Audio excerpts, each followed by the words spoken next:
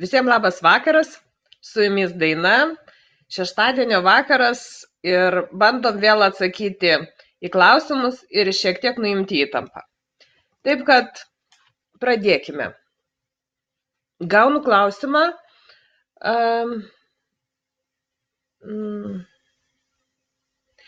Manęs klausia, pasibaigus savaitai, nuo sekmadienio, ar vėl neturi video kartotis?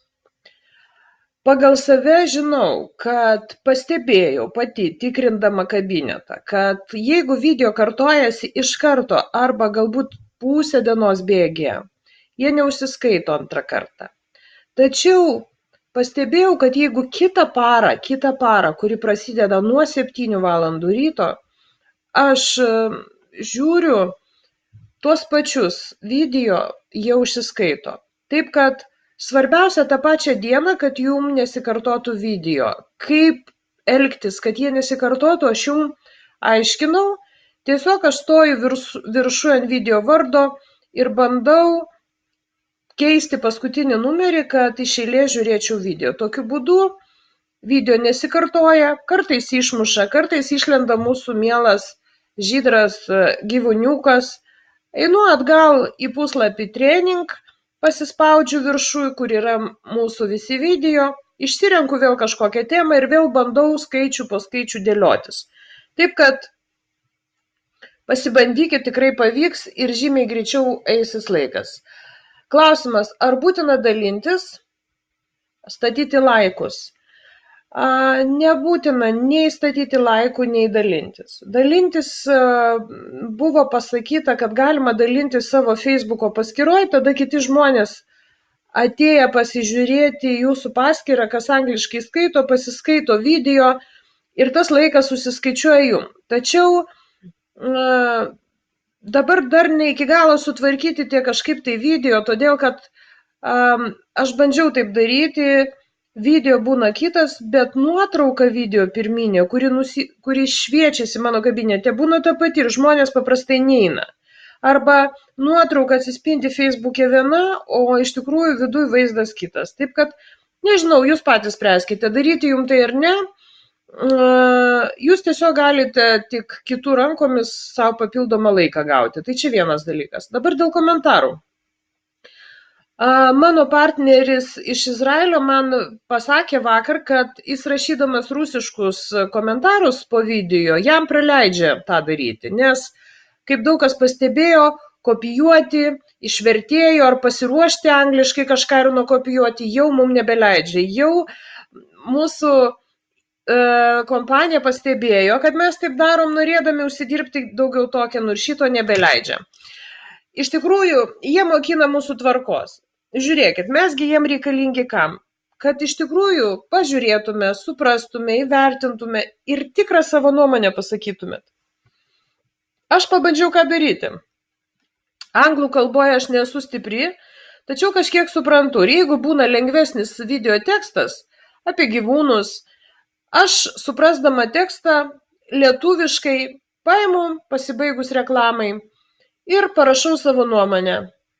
Tai aišku turi būti ne mažiau negu 80 ženklų, kaip mums sakė, tada užsiskaito komentaras. Ir iš tikrųjų, man yra taip lietuviški komentarai kelių užsiskaitė, bet tikrai aš neprirašiau nesąmonių, aš tik suprasdama video esmę parašydavau savo nuomonę. Tai ypač buvo surišta su gyvūnais video.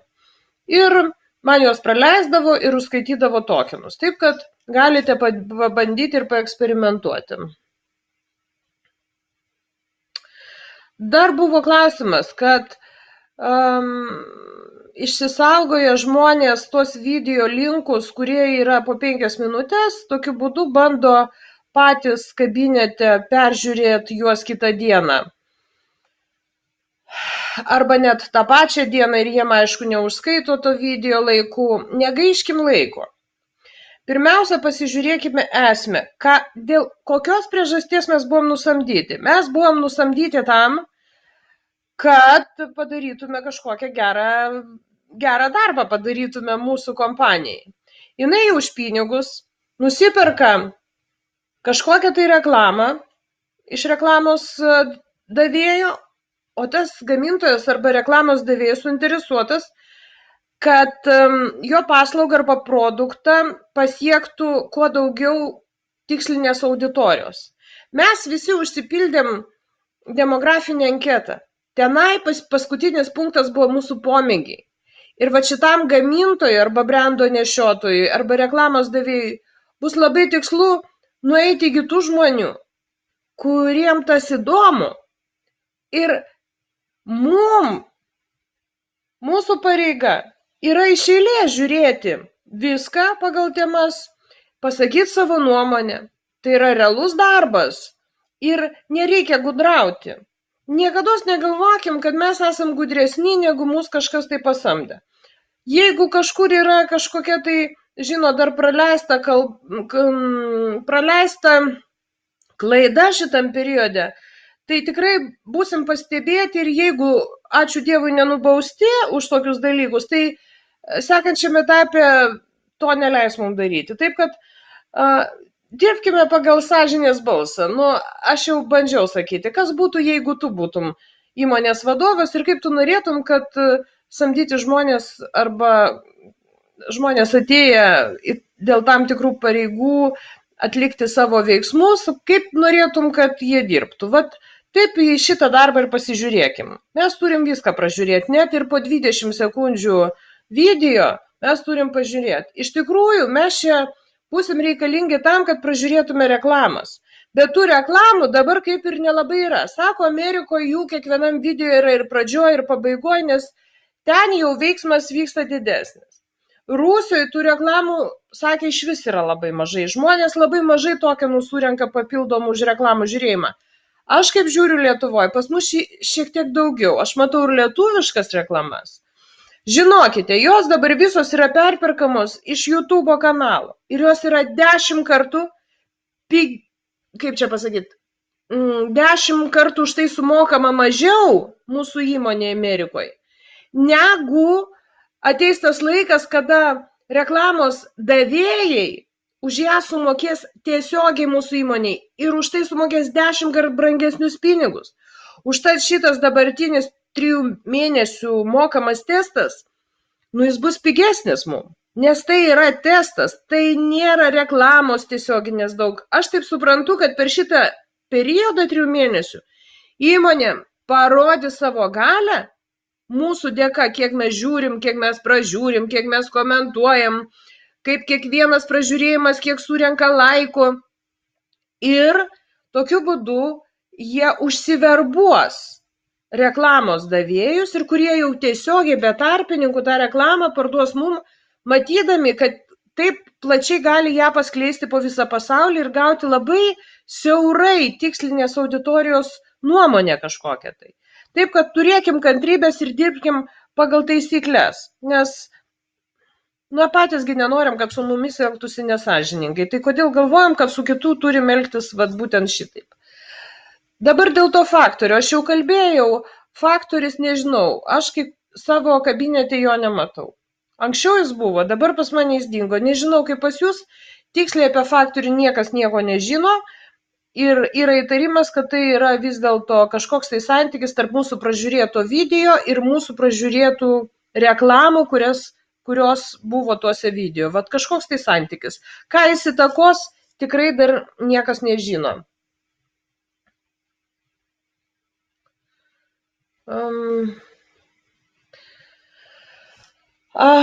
Noriu dar pabrėžti dėl mano vakar video, kurį aš įrašinėjau, dėl to produkto, kuris bus už $10. Pirmiausia, tikrai Michaelas Lifšicas grįžta 8 spalio ir jisai pažadėjo pats dar kartą įrašyti rusiškai kažkokią treniruotę, parodyti, kaip ten kas atrodys su tuo produktu $10. Situacija yra tokia, bus kažkas tai apie 40 mokymų interneto srityje. Ar jie mums bus naudingi ar ne, nežinau. Įtariu, kad galbūt kažkam ir bus, o gal net ir aš kažką gero sužinosiu. Vienas dalykas. Antras dalykas. Tas kritimas, nugriuvimas, mano galva, kaip aš stebiu visą situaciją, jis yra padarytas būtent dabar, tam periodui testiniam, tam trečiam pasiruošiamajam periodui, kada jau prasidės tikras darbas. Tai vat, bet kokiu atveju, mūsų didieji lyderiai sako, iš tikrųjų, surinkę iš mūsų po $10 kas mėnesį, $4 bus skirti ir sudėti bendrą katilą. Reiškia, kiek už reklamas įmonė gavo pinigų per tą laikotarpį, kiek žmonės dalis, kas sertifikavosi, dalis bus įdėta į tą bendrą katilą, kiek surinks po $10 iš mūsų, taip, jie $4 iš tų $10 sudės į bendrą katilą ir iš to visko išves tokeno kainą. Tai iš tikrųjų nuo mūsų aktyvumo, ypač tų, kurie atėjo čianai dirbti ne vien tik tai peržiūrėti reklamas, bet suvokė, kad šita įmonė duos labai daug papildomų galimybių užsidirbti ir kad ta įmonė pastatyta tinklinio marketingo būdu ir žmonės, kurie susidūrė su tinkliniu marketingu, tai va tie žmonės papildomai dar, būdami lyderiais, tiesiog įsijungs tą pagalbos mechanizmą. Žinodami, net ir turėdami mažesnės komandas. Aš tikrai turiu komandą iš 139 žmonių per galbūt 3 ar 4 lygius. Tikrai žinau, kad kažkokios tai didelės naudos man tas sumokėjimas $10 net neš. Aš po 50 centų, jeigu gaučiau iš visų, tai ir tai nebūtų kažkokie tai dideli pinigai. Bet kad mane įmonė nori šiek tiek pamotyvuoti. Ir jin pasako, kad Daina, tu nenukrysi, tu liksi binariniai kojai aukščiau ir neturėsi galimybę pakilti, po tavim bus daugiau žmonių, nes labai daug žmonių nusileis į apačią. Tai mane ta situacija kaip tinklininkė mane motyvuoja. Aišku, ten padarytas, kaip sakiau, krepšelis sumokėt už 3 mėnesius. Nėra labai baisu. Sumokėt už 3 mėnesius ir tie žmonės, kas turės didelę struktūrą, jie sumokėgi spalio 15, jie jau spalio 25 gaus atbulinį pinigų grįžimą po tų 50 centų iš tų narių komandoje, kurie sumokėjo pinigėlius. Tai noriu pasakyti, visos sąlygos, kurios buvo sakomos, ateikit nemokamai, žiūrėkit, jums bus leista statyti komandą, iš jų užsidirbti 20% ir 4, savo žiūrėjime užsidirbti iki $1000. Viskas išlieka, nieko nereikia mokėti, nei sertifikavimo, nei papildomo $10, nekelkit panikos, neišmėtykim to negatyvo aplink save nežinodami iki galo, būkim šiek tiek antrus ir tikrai visos sąlygos išlieka. Čia eina kalba apie papildomus įvairius produktus, kurie suteikia dar papildomą kitokią uždarbio galimybę ateityje. Viskas. Jūs atėjot pasiruošę dirbti vienoje srityje. Už tą darbą jokios registracijos mokesčio nėra ir papildomo mokėjimo. Viskas tvarko, viskas išlieka. Jūs jeigu binariniai ko ir nusileisite į apačią, tai jūs savo komandos neišmėtysit, jin niekur nedings, jinai liks tokia, kokia ir buvo, su 10 lygių į apačią nuo jūs. Tikrai dabar neužsisukite, negalvokite, neprisigalvokite, mes labai mokame tai padaryti. Viskas bus gerai, o tinklininkam, kurie rimtai apie tai galvoja, mano rekomendacija būtų susimokėti. Bet tai tikrai tik tai tiem, kurie mato didesnės galimybės šitoje įmonėje. Ir vėlgi, visi garsiai sako, kad neišbarstyt mūsų šitam periode, kad mes grįžtamą į ryšį gautume, kažkokius pinigėlius gautume, kad mes matytume kažkokį piniginį judėjimą. Įmonė priversta kažką sugalvoti, jūs supraskit patys. Dar per tiek laiko įmonė neturi tiek daug galios, kad pritraukti visus pasaulinius didžiausius reklamos davėjus. kurie vat pateis, patikės, sumokės milijonus ir mes čia visi gausim po $1000. Mesgi kalbėjom, norint sumokėti visiems 100 reiškia dolerių, tai jau reikia 130 milijonų į mėnesį. Tai jūs įsivaizduojat, koks turi būti padarytas įdirbis. Įdirbis tas bus padarytas, tik laiko reikia kaip visur. Ir dabar, kad mūsų neišmėtyt komandos, kad duoti kažkokią tai, pasidžiaugti kažkokiom mažom pergalėlėm už tai, kad mes dirbame. Įmonė tiesiog susigalvojo.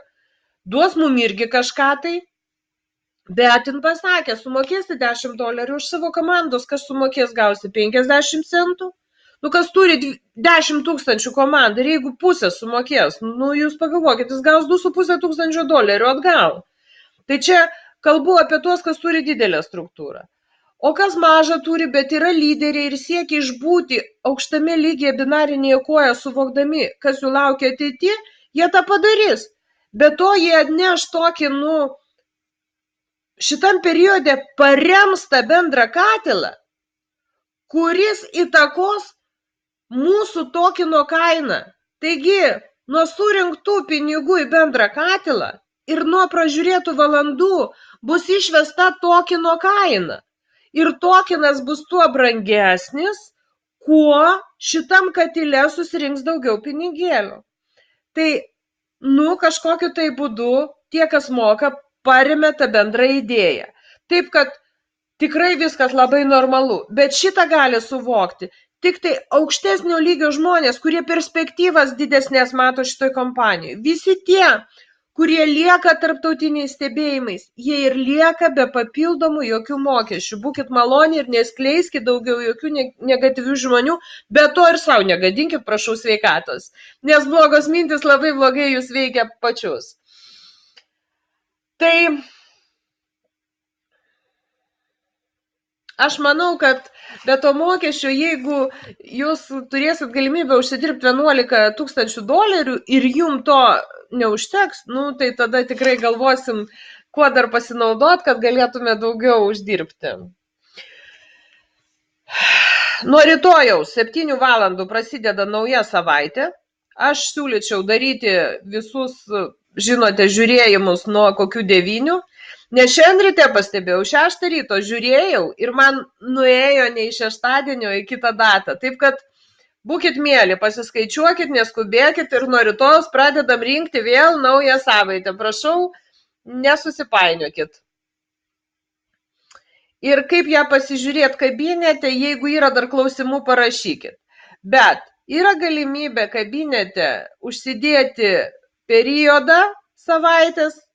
Šį kartą nuo 25 iki spalio 1 užsidedat, žodis yra custom, pasiemat kalendorių, susidėliojat nuo iki, paspaudėt, kur parašyta filter token all ir jų visas laikas. Taip, kad apie šitą atsakiau, jeigu kam dar neaišku, parašykit man į Skype'ą.